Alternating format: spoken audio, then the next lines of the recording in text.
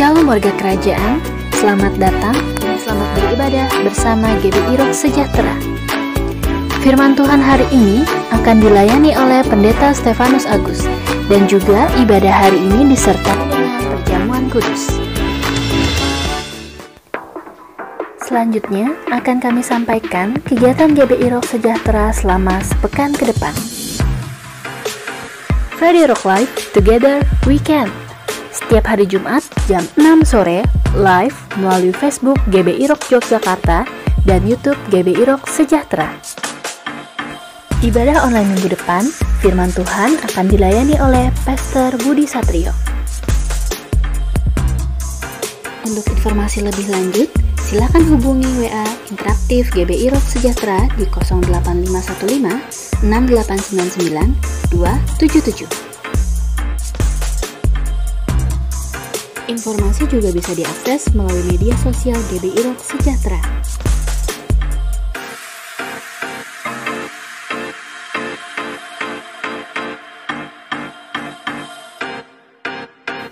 Terima kasih atas perhatiannya. Selamat beribadah. Tuhan Yesus memberkati.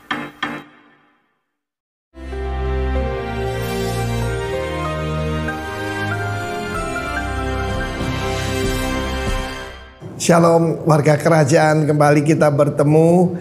Dan selama 2 bulan yang lampau saya sudah arahkan kepada warga kerajaan untuk menyampaikan belajar firman Tuhan dari kitab Yakobus. Dan dalam Yakobus pasal pertama ayat kedua dikatakan, anggaplah sebagai suatu kebahagiaan, all joy, ketika menghadapi apa? Pencobaan. Pencobaan dia bisa ujian. Ujian itu dari Tuhan untuk membuktikan keaslian. Ketika ada banyak goncangan begini, rumah-rumah yang tidak didirikan di atas batu karang pada runtuh, yang tidak berakar akan jebol, ya. Dan kalau pencobaan itu membuktikan bagaimana apa betul kita setia. Setia pada Tuhan, setia pada pasangan hidup kita. Aslinya kita akan kelihatan lewat beberapa bulan ini. Ini ujian, karena itu saya beri nama Corona Academy. Bukan pandemi, tapi akademi. Kita bisa merubah semua ini kan musim ya. Ketika musim gugur, kita mengalami bunga-bunga gugur. Kita mengalami yaitu banyak yang hilang dari hidup kita. Nah, aslinya kita kelihatan. Kita ini manusia jasmani atau manusia rohani. Kita ini adalah roh. Banyak orang anggap dirinya rohani. Tunggu dulu. Kalau orang rohani dia tidak akan khawatir ketika barang-barang hilang, penghasilan hilang. Karena sumbernya bukan daripada manusia, bukan daripada dunia, tapi dari Tuhan. Saya mengajarkan anggaplah kebahagiaan. Jadi ketika ada change, karena ini autumn ya. Seringkali orang bilang musim gugur ya, fall. Itu akan terjadi perubahan. Pohon-pohon yang begitu indah pada berguguran semua dan kelihatan jelek. Mungkin kita kelihatan secara fisik seperti itu. Tetapi kita bisa merubah change menjadi chance. Tergantung kita dong, ya. Kita bisa merubah kesempitan jadi kesempatan. Anggap suatu kebahagiaan. Ada goalnya. Kalau orang tidak tahu goal, orang tidak tahu purpose, dia akan kacau. Dan tujuannya adalah supaya menjadi matang, menghasilkan buah yang matang. Banyak orang berkata kita nggak ngapa-ngapain. Kita harus tahu, kita harus ke arah being bukan doing. Banyak orang keliru. Saya nggak bisa kerja apa-apa. Sekarang Tuhan sedang membentuk kita, ya. Dan firman Allah berkata supaya apa? Utuh, tidak kekurangan suatu apapun, sempurna, lacking nothing. Seringkali kita berpikir lacking nothing itu hal-hal yang jasmani. Tetapi setiap daripada goal kita adalah seperti dikatakan Kristus, hendaklah engkau sempurna, hendaklah engkau matang, hendaklah engkau utuh sepenuhnya, sama seperti Bapakmu sempurna adanya. Karena itu mari kita tetap menganggap suatu kebahagiaan, sesuatu yang tidak menyenangkan, kita bisa yaitu tetap berbahagia. Ada orang berkata, ada orang cuma menanti badai berlalu, tetapi ada orang belajar menari di bawah hujan lebat. Saya ajak saudara dancing in the rain. God bless you warga kerajaan. Amin.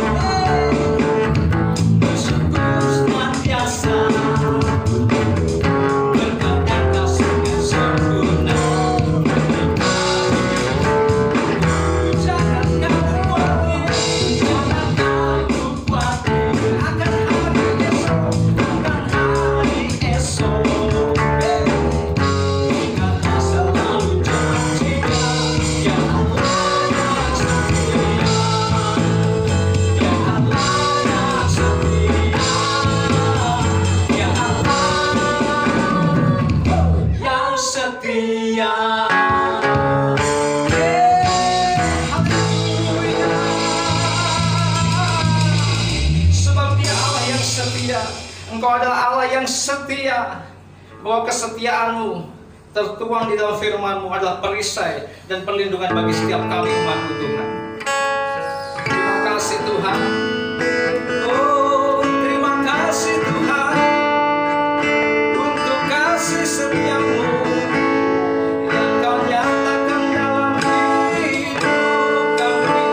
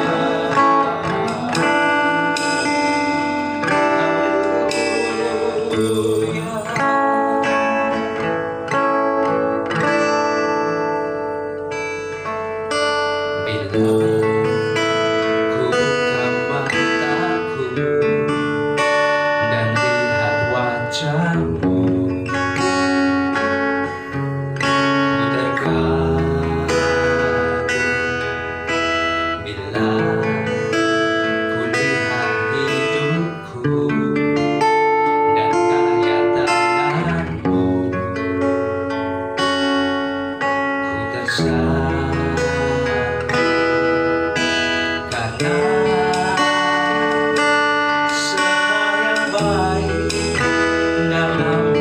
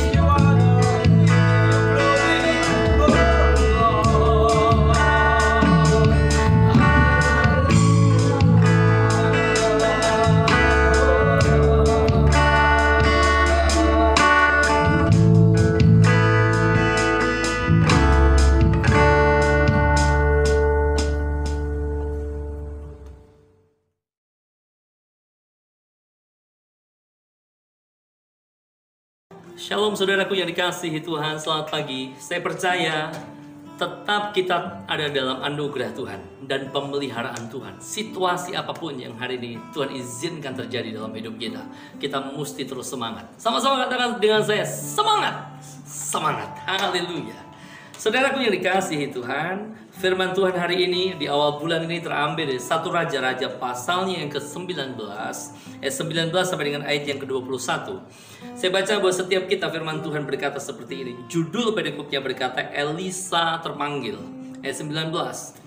Setelah Elia pergi dari sana, ia bertemu dengan Elisa bin Safat yang sedang membajak dengan 12 pasang lembu, sedang ia sendiri mengemudikan yang ke-12. Ketika Elia lalu dari dekatnya, Elia melemparkan jubahnya kepadanya.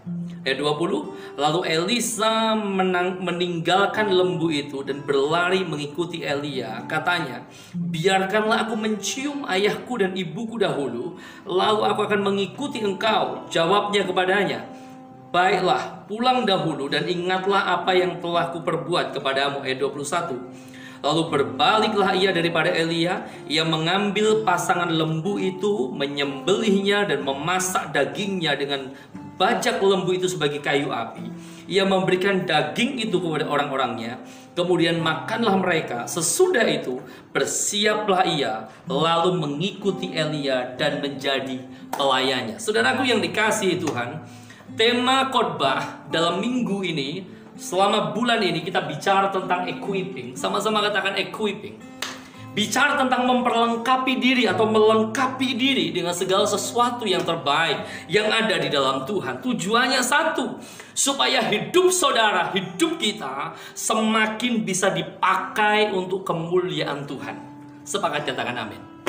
Ketika kita bicara tentang orang-orang yang dipakai Tuhan, yang dipergunakan menjadi alat kemuliaan Tuhan, Alkitab mencatat buat saya dan kita semua, baik dalam perjanjian lama maupun perjanjian baru, Tuhan bisa memakai siapa saja, dari latar belakang apa saja, dari situasi apapun kehidupannya di masa lalu. Ketika Tuhan menjumpai atau seorang berjumpa dengan Tuhan, Tuhan bisa mengubah kehidupan orang itu. Amin. Saudaraku yang dikasihi Tuhan, saya mau ajak saudara untuk melihat satu tokoh. Ini pendahuluan dari khotbah pagi hari ini. Tokoh ini bicara tentang seorang yang bernama Musa, saudaraku. Siapa Musa? Kita semua mengenal sebab tokoh ini sangat populer sekali. Pembebas Israel atau penyelamat bagi bangsa Israel. Setelah Israel dijajah hampir 400 tahun di tanah Mesir. Saudaraku yang dikasihi Tuhan, kalau kita bicara tentang pribadi ini, ada tokoh yang bernama Musa. Kita semua tahu Musa dilahirkan dari bangsa Yahudi. Papa mamahnya adalah orang Ibrani, saudaraku. Lahir ketika Firaun memerintahkan kepada semua bidan-bidan pada waktu itu, hendaklah semua bayi laki-laki yang lahir dari perempuan Israel mesti dibunuh semua. Termasuk salah satunya adalah Musa. Nah saudaraku, tetapi Allah memberikan kasih karunia kepada Musa sehingga bayi ini bisa diselamatkan. Dan singkat cerita, dia diangkat menjadi pangeran Mesir. Dia tumbuh menjadi seorang pangeran Mesir, dididik dalam tradisi atau budaya Mesir, dan dia menikmati semua kelimpahan dari bangsa Mesir. Saudaraku yang dikasihi Tuhan, tetapi rupanya rasa empati dari Musa kepada bangsa aslinya, yaitu bangsa Yahudi, masih sangat kuat di dalam hidupnya. Satu kali dia melihat orang-orang Yahudi dipaksa untuk bekerja keras, dan dia rasa nggak terima dengan segala sesuatu yang terjadi atas bangsanya ini. Dia coba mengambil bagian untuk menolong bangsanya. Apa yang dia lakukan? Dia bunuh tentara Mesir, tapi apa yang dia lakukan kedengaran oleh raja. Nah, saudaraku tahu, Alkitab mencatat dia melarikan diri. Sebagai seorang pelarian, bukan menjadi seorang yang lagi terpandang, bukan lagi menjadi seorang yang mesti, maaf kata, dihormati. Musa menjadi bukan siapa-siapa. Musa bukan menjadi apa-apa. Dia nol, saudaraku. Tetapi disitulah Tuhan menjumpai Musa dan Tuhan panggil Musa. Seorang pangeran gagal ini, seorang pangeran yang melarikan diri ini, dipanggil Tuhan untuk menyelamatkan bangsa pilihan Tuhan. Saudaraku yang dikasihi Tuhan, ketika panggilan diberikan Tuhan kepada Musa, apakah Musa berkata, siap Tuhan? Rupanya enggak. Musa masih mencoba untuk menawar Tuhan. Musa berkata seperti ini, aku gak bisa bicara, aku gak pintar ngomong. Mungkin orang lain jauh lebih baik daripada aku. Saudaraku yang dikasihi Tuhan, Tuhan bertanya kepada Musa, apa yang ada padamu? Musa hanya punya tongkat, saudaraku. Tongkat, apa hubungannya dengan membebaskan bangsa Israel dari cengkeraman bangsa Mesir? Tidak ada hubungannya. Tetapi sesuatu yang sederhana, sesuatu yang sepele, sesuatu yang maaf kata nggak dipandang, tetapi ketika itu ada di dalam tangan Tuhan dan dipergunakan Tuhan, maka bisa menjadi sesuatu yang sangat luar biasa. Amin. Seorang yang bernama Musa, pangeran gagal, masa lalunya penuh dengan kegagalan, tetapi bisa dipakai Tuhan dan rubah hidupnya menjadi orang yang luar biasa. Selain Musa, saya tertarik melihat tokoh yang bernama Yakub. Sebelum dia menjadi Israel, namanya Yakub yang artinya adalah penipu. Israel, pangeran Allah. Dari keturunan Israel inilah menjadi bangsa yang besar. Dan Tuhan berkarya luar biasa atas bangsa ini, bangsa pilihan Allah ini. Saudaraku yang dikasihi Tuhan. Tapi saudara perhatikan ya, Yakub yang dulunya belum Israel, mesti berjumpa dengan Tuhan terlebih dahulu. Sang penipu ini mesti berjumpa dengan Tuhan terlebih dahulu lewat satu pergulatan yang sangat hebat, sampai akhirnya Yakub kalah. Dan setelah itu Yakub meminta berkat dari Tuhan. Dan Tuhan berkata, hari ini namamu bukan lagi Yakub, namamu bukan lagi sang penipu atau si penipu, tapi namamu adalah Israel, yang artinya pangeran Allah. Jadi Tuhan bisa mengubah seorang penipu, seorang yang maaf kata punya satu karakter hidup yang belum baik, diubah oleh Tuhan menjadi orang yang akan menurunkan garis keturunan dari Sang Juru Selamat, Yesus Kristus Tuhan. Wow, luar biasa ya saudaraku. Yang kecil di pemandangan manusia, yang biasa-biasa, yang gak dianggap dalam pemandangan manusia, bisa dipakai Tuhan untuk menyatakan sesuatu yang luar biasa. Itu dalam konteks perjanjian lama. Kalau sudah perhatikan dalam konteks perjanjian baru, saya mau angkat dua tokoh juga. Yang pertama bernama Petrus gitu. Simon Petrus. Simon itu artinya ilalang, Petrus artinya batu. Saudaraku yang dikasihi Tuhan, dari orang yang maaf kata saya nggak berbicara tentang apa pekerjaan dari Simon Petrus. Memang Alkitab bilang dulunya dia adalah nelayan penjala ikan, tetapi ketika dia dipanggil Tuhan, dia menyerahkan hidupnya kepada Tuhan dan menjadi penjala manusia. Tetapi yang menarik gini, dari orang yang berubah karakternya, yang tidak stabil kehidupan rohaninya, sampai akhirnya dia benar-benar mengalami Tuhan dalam hidupnya, dirubah Tuhan secara luar biasa. Simon yang artinya ilalang menjadi batu, kokoh di dalam Tuhan, dan menjadi hamba Tuhan yang luar biasa. Yang terakhir, dalam konteks perjanjian baru, kita mengenal seorang yang bernama Paulus. Orang yang benci Tuhan, orang yang benci kekristenan, dia rubah Tuhan menjadi pribadi yang sangat mencintai Tuhan, mengasihi Tuhan. Kesimpulannya gini saudaraku, Tuhan bisa memakai siapapun juga, dari latar belakang apapun juga. Mungkin hidupmu dulu rusak, mungkin hidupmu dulu kacau, mungkin hidupmu dulu maaf kata dianggap sebagai sampah masyarakat. Tetapi kalau engkau ada di dalam tangan Tuhan, Tuhan memegang kehidupanmu, Tuhan berperkara atas kehidupanmu. Saya mau bilang sama saudara, yang dulunya biasa-biasa, rusak, bahkan dianggap, tapi Tuhan sanggup mengubah orang ini untuk menjadi alat kemuliaan Tuhan. Amin. Tetapi yang menarik gini saudaraku, itu nggak terjadi secara otomatis. Itu nggak terjadi seperti membalik telapak tangan, enggak. Ada sebuah proses di situ. Sama-sama katakan proses.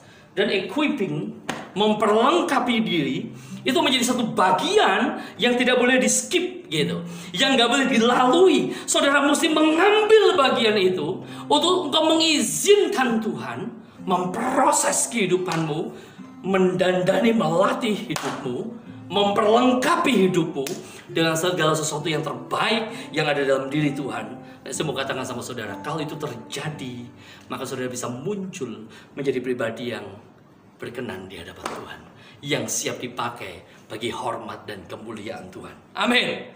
Saudara mungkin bertanya, dalam situasi pandemi seperti ini apakah masih relevan untuk kita melayani? Apakah masih bisa saya melayani? Saya mau bilang sama saudara, sangat masih relevan dan masih sangat bisa untuk saudara melayani Tuhan. Amin. Sebab kita mesti melayani Tuhan baik dalam situasi yang baik maupun dalam situasi yang tidak baik. Hari ini ketika saya berkhotbah, saya tidak ada dalam situasi yang cukup fit, saudaraku. Saya berjuang beberapa waktu karena diizinkan mengalami kelemahan tubuh. Tapi saya bersyukur kalau hari ini Tuhan masih memberi kesempatan untuk terus bisa melayani saudara. Dan saya percaya bukan karena kuat gagah manusia, tapi karena anugerah Tuhan. Amin. Nah, saudaraku yang dikasihi Tuhan, saya mau ajak saudara untuk memperhatikan kembali kepada pembacaan tadi 1 Raja-Raja pasal 19 ayat 19 sampai dengan ayat yang ke-21. Ketika bicara tentang equipping, dalam konteks tema equipping, apa yang dapat kita pelajari dari panggilan Tuhan terhadap seorang yang bernama Elisa? Nilai apa? Kebenaran apa yang bisa kita aplikasikan, kita terapkan dalam hidup kita? Setidaknya ada 3 kebenaran. Hari ini saya mau share buat setiap kita. Yang pertama, kebenarannya gini, saudara. Ketahuilah ketika Tuhan memanggil, perhatikan, ketahuilah ketika Tuhan memanggil, Dia mau supaya saya dan saudara atau kita menggenapkan rencananya atas hidup kita, atau destininya atas kehidupan kita. Kita lihat sama-sama 1 Raja-Raja pasal 19 ayatnya yang ke-19. Firman Tuhan berkata seperti ini. Setelah Elia pergi dari sana, ia bertemu dengan Elisa bin Safat yang sedang membajak dengan 12 pasang lembu, sedang ia sendiri mengemudikan yang ke-12. Ketika Elia lalu dari dekatnya, ia melemparkan jubahnya kepadanya. Saudaraku yang dikasihi Tuhan, ketika Tuhan panggil Elisa melalui nabinya Elia, Elisa tidak sedang dalam keadaan nganggur, saudaraku, tidak. Tapi Alkitab bilang Elisa sedang dalam aktivitas bekerja. Jadi ada sesuatu yang dikerjakan oleh Elisa. Dia sedang membaca. Bahkan yang menarik, pasangan lembu yang dipergunakan untuk membaca itu banyak, 12 jumlahnya. Bisa dibayangkan berapa hektar yang sedang dikerjakan. Itu bukan karya yang biasa-biasa. Elisa tidak sedang mengerjakan sesuatu yang remeh-temeh, enggak. Tapi Elisa sedang mengerjakan sesuatu yang sangat besar, saudaraku. Tetapi ini yang menarik. Tuhan melihat kehidupan kita. Tuhan melihat setiap kapasitas kita. Tuhan mau gini. Setiap putra-putrinya, setiap anak-anaknya itu bisa menggenapi seluruh kehendak Tuhan atas kehidupannya. Tuhan mau hidup saya dan saudara penuh di dalam Tuhan. Setuju katakan amin. Jangan jadi orang Kristen puas dengan kondisi kita hari ini. Cukuplah seperti ini saja. Enggak, saudaraku. Izinkan Tuhan untuk mengambil bagian atas hidupmu dan mengerjakan rencananya atas hidupmu. Saudara akan terheran-heran ketika saudara keluar dari zona nyaman saudara dan saudara menanggapi rencana Tuhan dalam hidup saudara. Yang saya perhatikan ketika saya melihat kebenaran firman Tuhan ini adalah Elisa tidak sedang nganggur, tapi Elisa sedang mengerjakan sesuatu yang penting atas hidupnya. Dia sedang bekerja, dia sedang melakukan sesuatu, dan Tuhan panggil dia. Hari ini mungkin engkau berkata, aku sudah terlalu padat, aku sudah terlalu penuh, pekerjaanku, tanggung jawabnya sudah menumpuk gitu. Rasanya tidak ada lagi celah untuk Tuhan bisa memakai aku untuk melakukan pekerjaan bagi Dia. Saya mau bilang sama saudara, jangan batasi Tuhan dan jangan batasi hidupmu. Setuju katakan amin. Saya bersyukur dalam ministry kita, di dalam keluarga Rock Sejahtera, saya melihat ada begitu banyak hamba-hamba Tuhan, anak-anak Tuhan yang dipanggil dalam pekerjaan-pekerjaan yang bukan full time seperti saya, yang hidupnya fokus hanya untuk melayani Tuhan dan hidup total untuk menggembalakan. Tetapi saya melihat ada banyak keluarga yang bersama dengan kita. Seorang guru, seorang dosen, seorang pengusaha, seorang pendidik, seorang karyawan yang aktivitasnya sudah cukup padat di luar sana. Tetapi masih bisa memberi waktu untuk melayani Tuhan. Wah, saya mau bilang top, saudaraku. Luar biasa. Mungkin saudara nggak harus seperti Elisa, mengkhususkan hidupnya, meninggalkan pekerjaannya, kemudian mengikuti Elia, melayani Tuhan sepenuh waktu. Nggak harus. Kita nggak membedakan, tidak ada dikotomi antara sekuler dengan rohani. Semua sama di hadapan Tuhan. Segala sesuatu yang kita kerjakan, kerjakan seperti untuk Tuhan dan bukan untuk manusia. Saudara mempermuliakan Tuhan ketika saudara melakukan itu. Sepakat dengan saya, katakan amin. Tapi bagaimana respon hatimu itu sangat penting sekali. Mungkin hari ini kau sudah sibuk dengan segala macam pekerjaan yang kau kerjakan. Engkau pengusaha, engkau direktur, engkau pemimpin, engkau pegawai negeri, engkau karyawan, engkau mahasiswa. Apapun yang sedang saudara kerjakan hari-hari ini, seolah-olah penuh gitu agendamu. Tapi izinkan Tuhan tetap mengambil bagian dalam hidupmu untuk Dia mau menyatakan, ini loh destiniku, ini loh rencanaku atas hidupmu. Wow, saudaraku, kalau kau mengizinkan itu terjadi atas hidupmu, engkau sedang mengizinkan, membiarkan Tuhan mengolah dan menggodok hidupmu untuk menjadi sesuatu yang mulia dan berkenan di hadapan Tuhan. Wow, amin. Saya mau ajak saudara untuk terlibat di dalam pekerjaan yang luar biasa ini. Satu tokoh di dalam Alkitab Perjanjian Baru. Saudara lihat Kisah Rasul pasal yang ke-16. Kisah Rasul pasal yang ke-16. Ayat yang ke-14 sampai dengan ayat yang ke-15. Saya baca, firman Tuhan berkata seperti ini. Kisah Rasul pasal yang ke-16. Ayat 14 sampai dengan ayat yang ke-15, saudaraku. Saya baca ya. Firman Tuhan berkata seperti ini.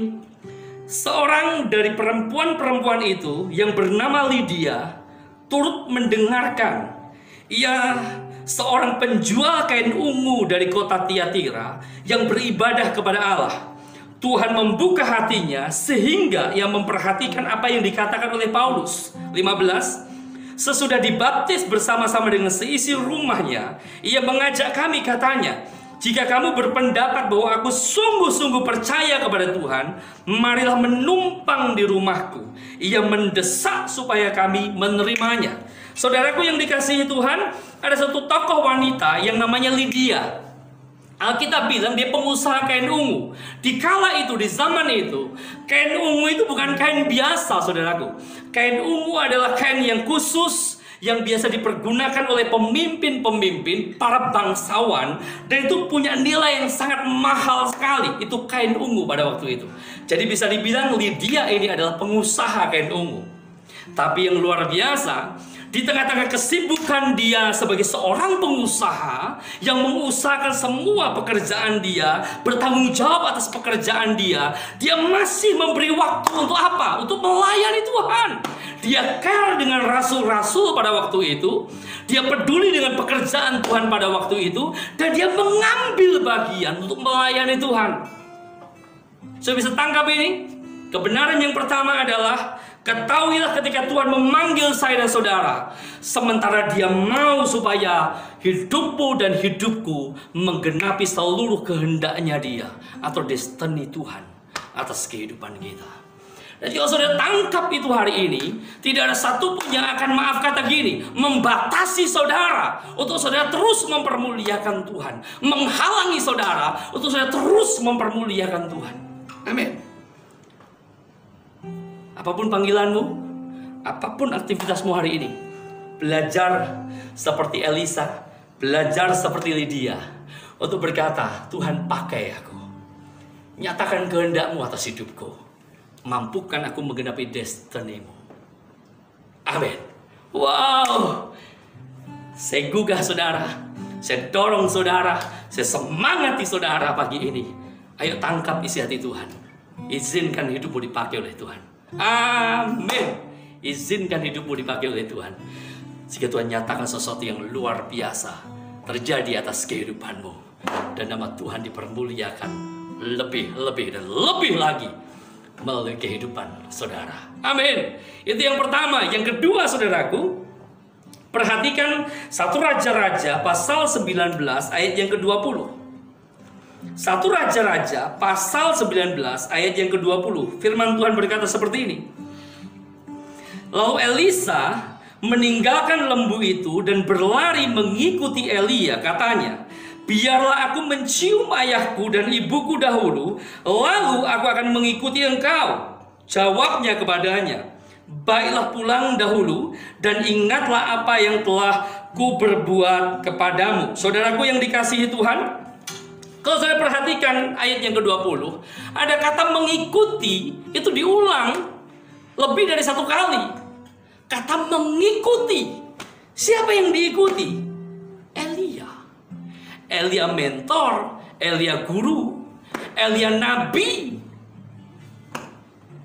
Yang akhirnya ketika Elisa dapat panggilan dari Tuhan melalui nabinya, yaitu Elia. Ini keputusan Elisa. Dia mengikuti Elia. Wah, saya renungkan ayat ini. Kata mengikuti itu konteksnya sama seperti ketika Tuhan Yesus panggil para murid pada waktu itu. Matius pasalnya yang keempat, ayat 18 sampai dengan ayat yang ke-20. Satu referensinya ya, saya baca. Demikian firman Tuhan berkata seperti ini. Matius pasal 4, 18, 20. Dan ketika Yesus sedang berjalan menyusur danau Galilea, ia melihat 2 orang bersaudara, yaitu Simon yang disebut Petrus dan Andreas saudaranya. Mereka sedang menebarkan jala di danau sebab mereka penjala ikan. 19. Yesus berkata kepada mereka, marilah ikut aku dan kamu akan kujadikan penjala manusia. Ayat 20 dikatakan, lalu mereka pun segera meninggalkan jalannya dan mengikuti dia. Kata mengikuti di sini adalah di mana Petrus, Andreas, bahkan murid-murid Yesus yang lain, ketika terima panggilan dari Yesus, mereka meninggalkan segala sesuatu lama mereka, kehidupan lama mereka, dan mengikuti Yesus. Nah, konteks mengikuti Yesus di sini apa? Yang kedua saya mau bagi ini. Belajar dari sang guru. Belajar dari pemimpin. Belajar dari mentor. Belajar dari Tuhan kita. Nah, kata belajar itu berarti seseorang menempatkan dirinya menjadi seorang pelajar. Muncul kata disciple di sini.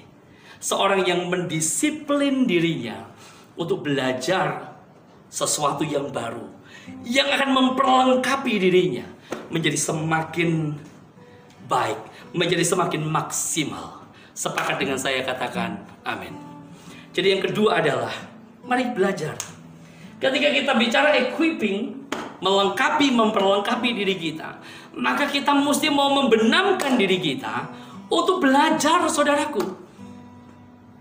Di mana Elia berada, Alkitab berkata di situ Elisa berada. Elisa melihat apa yang dilakukan Elia.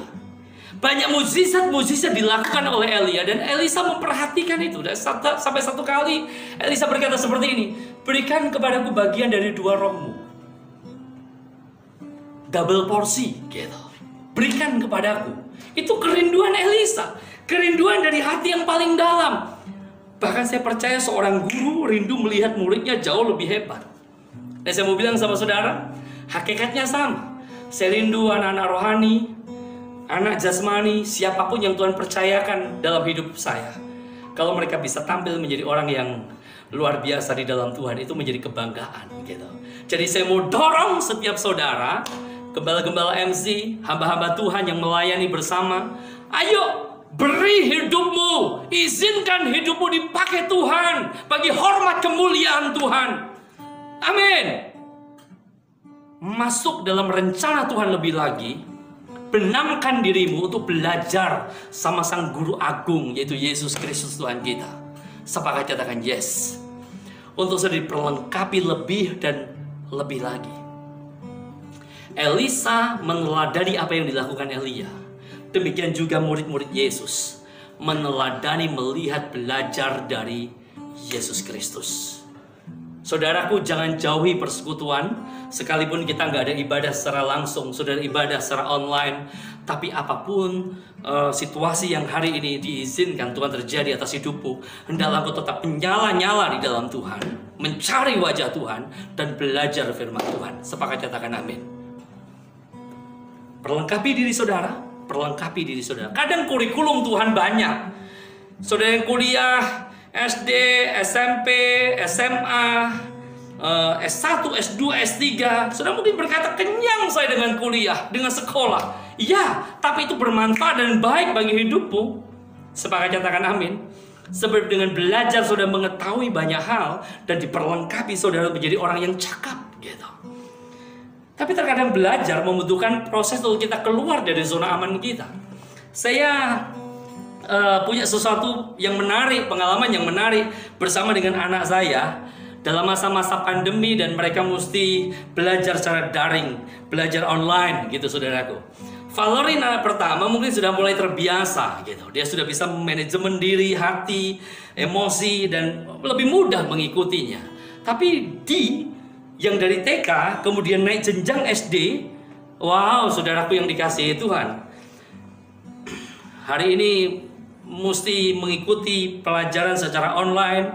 Ketika teori sudah didengar lewat video maupun media Zoom, kemudian setelah itu diminta untuk mempraktekkan apa yang sudah dilakukan dan harus direkam, divideokan. Nah saudaraku, ada proses di situ terjadi. Tangisan, dera air mata, itu hampir setiap hari ada. Dia belum bisa menikmati dan dia berkata, di malu, tidak bisa keluar. Seolah-olah keluh. Padahal anak ini kalau ngomong, cas-cis, cus-ces gitu. Bisa ngomong apa saja dan kita kadang terkaget-kaget dengan statement yang keluar dari dia. Tetapi ketika harus masuk dalam masa-masa pendidikan seperti itu, pengajaran seperti itu, dia bisa berderai air mata dan berkata, di malu Papa. Saudaraku yang dikasihi Tuhan, hari ini mungkin saudara juga sedang diizinkan Tuhan masuk di dalam proses pengajaran itu. Nah kurikulumnya Tuhan itu kan banyak saudaraku. Saudara bisa baca dan renungkan firman Tuhan ini siang dan malam. Setuju katakan amin. Tuhan banyak bicara sama saya dan saudara melalui firman Tuhan ini. Tetapi terkadang Tuhan mengizinkan ada masa-masa sulit, ada masa-masa sukar. Itu dipakai untuk menjadi kurikulum Tuhan mendidik, mengajar saya dan saudara. Ada padang gurun terjadi atas hidupmu. Ada pemurnian terjadi atas hidupmu. Ada gesekan dengan sesama terjadi atas hidupmu. Bagaimana respon kita? Itu penting. Kalau saudara skip, saudara berkata, aku gak mau terima yang seperti ini, saudara gak akan mengalami proses pendewasaan. Setuju dengan saya katakan amin. Ketika masa padang gurun diizinkan terjadi, segala sesuatu yang kau kerjakan seolah-olah kok kering, tidak ada hasil, cuma gitu-gitu aja. Bagaimana respon saudara? Memilih untuk aduh, gak usah Tuhan-Tuhanan deh kalau kayak gini. Cari ke orang pinter saja. Di sana katanya jauh lebih cepat menghasilkan satu keuntungan daripada ikut Yesus. Saudaraku, celaka kalau saudara memilih jalan pintas seperti itu. Sebab saudara sedang mengizinkan iblis mengambil alih hidupmu dan berintervensi atas kehidupanmu.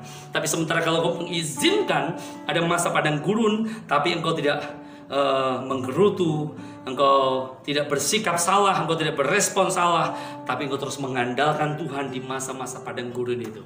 Saya percaya Tuhan akan membawa saudara dan juga membentuk saudara, menjadikan saudara menjadi pribadi yang semakin kuat, menjadi pribadi yang semakin tangguh di dalam Tuhan. Amin. Demikian juga kalau misalnya ada masa pemurnian, dimurnikan egomu, dimurnikan manusia dagingmu gitu, dipangkas segala sesuatu yang gak baik atas hidupmu, emosi, kecenderungan marah, kecenderungan untuk gak sabar. Saudara sementara diproses Tuhan di situ, dipangkas segala sesuatu yang gak baik. Saudara mengizinkan Tuhan mengambil bagian atas hidupmu. Saudara akan menjadi semakin indah di dalam Tuhan. Amin. Kalau misalnya ada gesekan dengan sesamamu, bagaimana dengan responmu? Apakah kau berkata, aku gak cocok di sini, terlalu banyak orang yang menyakiti aku? Oh, saudaraku yang dikasihi Tuhan, saya mau bilang dimanapun sudah pergi, sudah ketemu dengan yang seperti itu, sama juga. Tapi kalau sudah berkata, manusia menajamkan manusia, besi menajamkan besi, manusia menajamkan sesamanya. Izinkan Tuhan memproses hidupmu. Ini kan kurikulum yang Tuhan sedang izinkan terjadi dalam hidup kita, mengajar kita.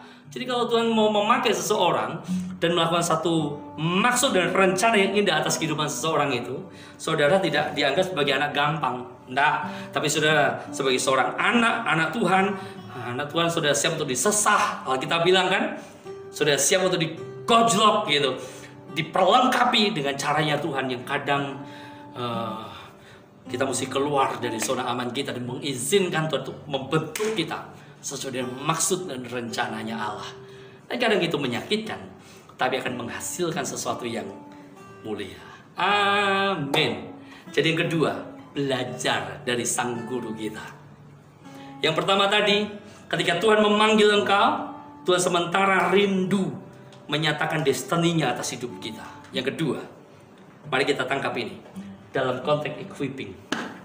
Izinkan Tuhan untuk memproses engkau dan beri dirimu untuk belajar sama sang guru itu. Apapun kurikulumnya hari ini, nikmati. Sama-sama katakan nikmati. Izinkan Tuhan membentuk. Amin. Hingga menjadi pribadi yang semakin indah di dalam Tuhan. Saya banyak alami proses demi proses. Sebelum saya tahu kok seperti ini, tapi setelah saya tahu isi hati Tuhan dan apa maksud Tuhan, saya berkata, silahkan, semuanya boleh terjadi. Tapi saya tahu segala sesuatu mendatangkan kebaikan. Amin. Yang terakhir, saudaraku, yang ketiga, 1 Raja-Raja pasal 19 ayat yang ke-21 berkata seperti ini. Perhatikan ya, 1 Raja-Raja pasal 19 ayat 21. Lalu berbaliklah ia daripada Elia, ia mengambil pasangan lembu itu, menyembelihnya dan memasak dagingnya dengan bajak lembu itu sebagai kayu api. Ia memberikan daging itu kepada orang-orangnya, kemudian makanlah mereka. Sesudah itu bersiaplah ia, lalu mengikuti Elia dan menjadi pelayannya. Saudaraku yang dikasihi Tuhan, yang ketiga adalah mari ambil keputusan seperti Elisa mengambil keputusan. Selagi sekali Elisa mengambil keputusan untuk menyerahkan hidupnya kepada Tuhan, maka tidak ada kata mundur. Wow! Sekali Yesus tetap Yesus.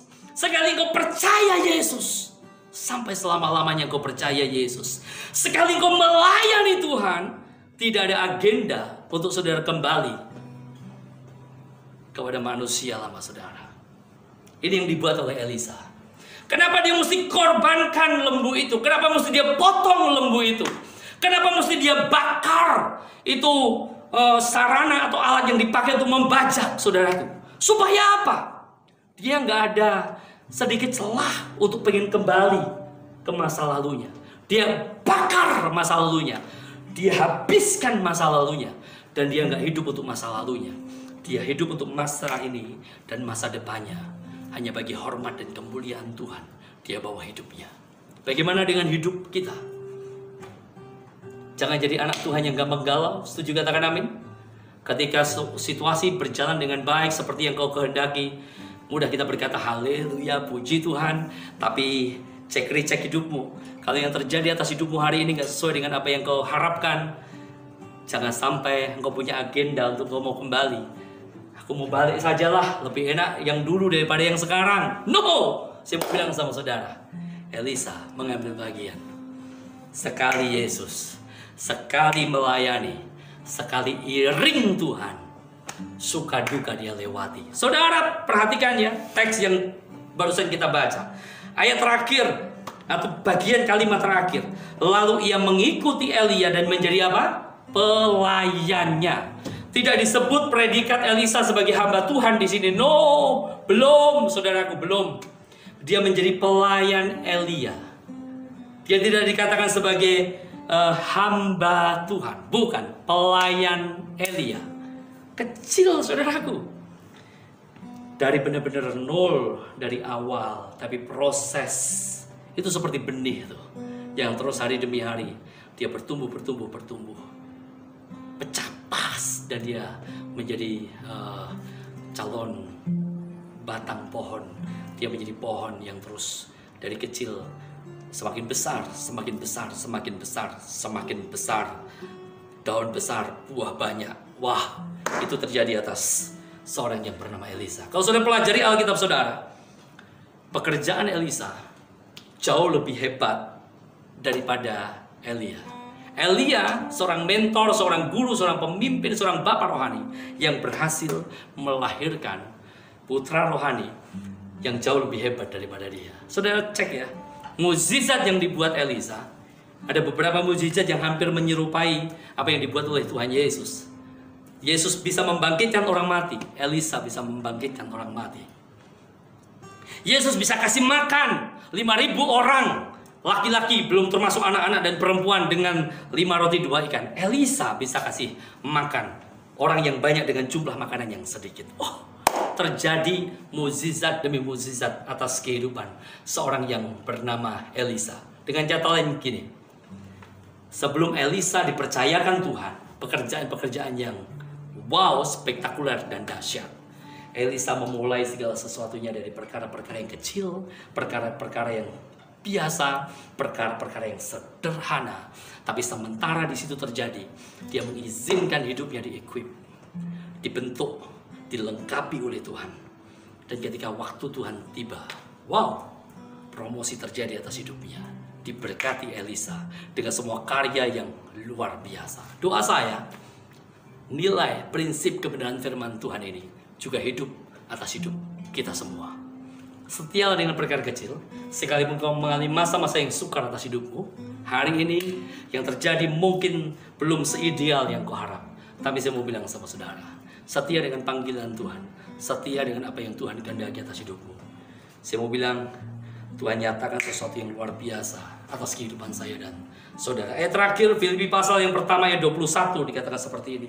Ini Rasul Paulus berkata, karena bagiku hidup adalah Kristus dan mati adalah keuntungan. Ketika kita mengikut Yesus, kita iring Yesus, jadikan Yesus yang terutama atas hidup kita. Dan setialah sama pengiringan kita kepada Tuhan, sampai hidup kita dipakai oleh Tuhan bagi hormat dan kemuliaan Dia. Amin. Tuhan Yesus memberkati kita semua. Saudaraku yang dikasihi Tuhan, kita akan masuk dalam perjamuan kudus. Minggu yang pertama sudah siapkan roti dan anggur saudara. Saya teringat lagu ini. Saya minta tolong Kak Iser. Dia kan? Yuk kita nyanyikan bersama-sama. Saya mau iring Yesus. Saya mau iring Yesus sampai selama-lamanya. Sekali lagi dari awal. Saya mau iring Yesus. Saya mau iring Yesus sampai selama-lamanya. Meskipun saya susah menderita dalam dunia, saya mau iring Yesus sampai selama-lamanya. Kalau ada di antara saudara mungkin hari ini saudara berkata, Pak Pendeta, Tuhan, aku ada dalam satu titik kehidupanku, rasanya aku sudah capek dengan apa yang terjadi. Kapan ini berhenti corona? Kapan COVID ini selesai? Semuanya seolah-olah sudah mati dalam hidupku. Saya mau katakan sama saudara, ini kurikulum, ini yang Tuhan izinkan sedang terjadi atas hidupmu. Padang gurun namanya, pemurnian namanya, sesuatu yang menyakitkan terjadi atas hidupmu. Tapi saya mau bilang, jangan berhenti. Jangan berhenti. Katakan sama kanan kirinya, jangan berhenti. Istri, katakan sama suamimu, jangan berhenti, Pak. Suami-suami katakan sama istrimu, yuk jangan berhenti, yuk melayani Tuhan, yuk iring Tuhan, yuk apapun yang terjadi atas hidup kita. Kita saling menguatkan, iring Yesus. Sekali lagi. Meskipun saya susah menderita dalam dunia,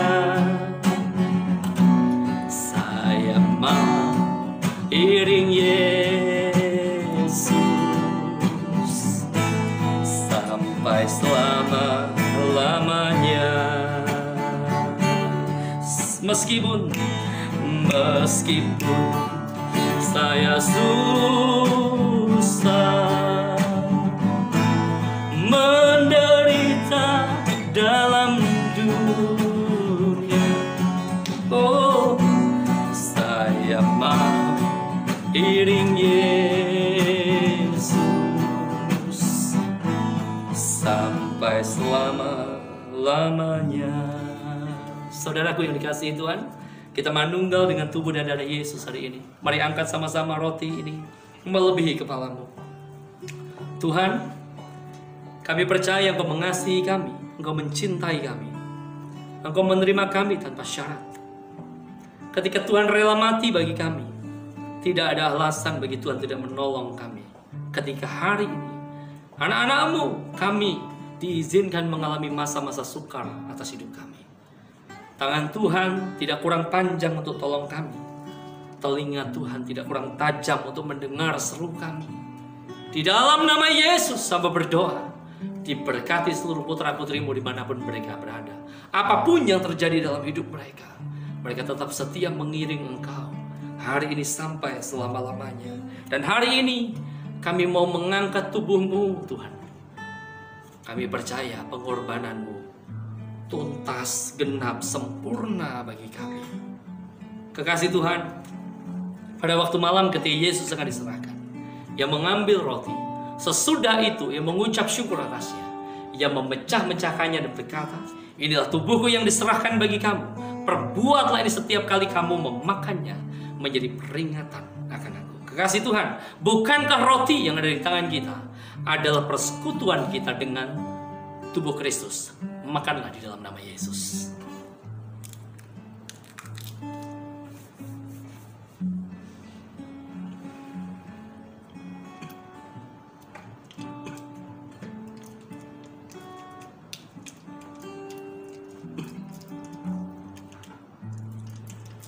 Kita angkat cawan kita, anggur ini melebihi kepala kita.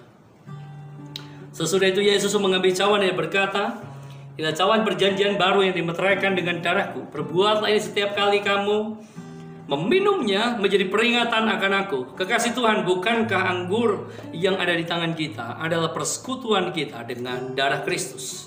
Dengan iman, minum ini darah Kristus, mengalir atas hidupmu, memberi kuasa kepadamu, menyucikan hidupmu, memulihkan hidupmu demi nama Yesus. Terima kasih ya Tuhan. Terima kasih, terima kasih. Kami bersyukur untuk tubuh dan darah-Mu. Makasih untuk firman-Mu meteraikan dalam kehidupan kami. Kami terus hari lepas hari menjadi semakin kuat di dalam Tuhan. Bahkan mengizinkan Tuhan memakai hidup kami bagi hormat dan kemuliaan nama-Mu. Di dalam nama Yesus bersyukur dan berdoa. Sama-sama kita katakan amin. Saudaraku yang dikasihi Tuhan, kita akan membawa korban persembahan dan juga perpuluhan kita di minggu yang pertama di bulan ini. Saudaraku, mari persiapkan perpuluhan saudara, bawa persembahan saudara dengan penuh sukacita. Saudara bisa kumpulkan di kantong atau di amplop saudara sampai nanti waktunya tiba, saudara akan bawa itu untuk persembahkan di gereja, atau saudara bisa transfer oleh nomor rekening yang ada dalam informasi gereja yang setiap hari saudara bisa dengar ya. Kita akan berdoa bersama-sama. Tuhan, hamba berdoa demi nama Yesus, berkati setiap persembahan bahkan ketaatan dari umat-Mu membawa dan mengembalikan perpuluhan mereka hari ini untuk pekerjaan-Mu di dalam nama Tuhan Yesus. Tuhan memberkati apapun yang dikerjakan oleh putra-putrimu dalam situasi apapun hidup mereka hari ini. Hamba percaya bahwa Tuhan yang bertanggung jawab atas kehidupan mereka. Kiranya diberkati rumah tangga, diberkati pekerjaan apapun yang diusahakan di dalam nama Tuhan Yesus Kristus. Dan penuh sukacita kami datang kepada Tuhan dan bawa persembahan, bahkan membawa perpuluhan kami. Sama-sama katakan amin. Selamat membawa persembahan dan perpuluhan saudara untuk Tuhan. Kita akan akhiri ibadah kita. Kita akan naikkan syafaat kita dan saudara akan terima doa berkat pagi hari ini. Boleh saya mengajak saudara untuk bangkit berdiri sama-sama ya. Terus saya arahkan tangan saudara untuk negeri kita. Terus kita minta belas kasihan Tuhan. Tuhan, hamba mohon anugerah-Mu untuk negeri yang tercinta. Kalau hari demi hari kami melihat kasus COVID-19 semakin bertambah, tapi hamba percaya bahwa Tuhan berdaulat atas negeri ini. Tuhan mengasihi Indonesia. Di dalam nama Yesus, berikan hikmat kecakapan untuk pemimpin-pemimpin bangsa kami Tuhan. Mengelola keadaan ini, bahkan bisa membawa negeri ini keluar dari situasi yang sulit hari-hari ini. Di dalam nama Yesus, berikan hikmat untuk para tim dokter, anak-anakmu yang ada di dalam bidang pelayanan kesehatan. Di dalam nama Yesus, beri kesehatan, kekuatan yang sempurna atas kehidupan mereka, juga hikmat yang terbaik. Hamba percaya antivirus, obat penangkal virus ini akan segera ada untuk negeri kami. Di dalam nama Yesus, bahkan negeri kami bebas dari COVID-19. Di dalam nama Tuhan Yesus, kami perkatakan kehidupan ada atas Indonesia. Maut kami tolak di dalam nama Yesus. Dan kami minta kiranya kedaulatan Tuhan dinyatakan, anugerah Tuhan dinyatakan, Indonesia diselamatkan di dalam nama Tuhan Yesus Kristus. Tuhan, sekarang kami akan mengakhiri ibadah kami. Kekasih Tuhan, sekarang terimalah berkat daripada Tuhan, berkat dan rahmat, kebajikan, kemurahan Tuhan ada senantiasa di dalam seluruh kehidupanmu. Diberkati rumah tanggamu, diberkati pekerjaanmu, diberkati studimu, diberkati hidupmu. Engkau menjadi kepala dan bukan ekor. Segala sesuatu yang dikerjakan tanganmu dibuat Tuhan berhasil, bahkan lewat hidupmu nama Tuhan dipermuliakan hari ini sampai selama-lamanya. Di dalam nama Tuhan Yesus yang terima berkat Tuhan, sama-sama kita katakan amin. Tuhan Yesus memberkati kita semua. Amin.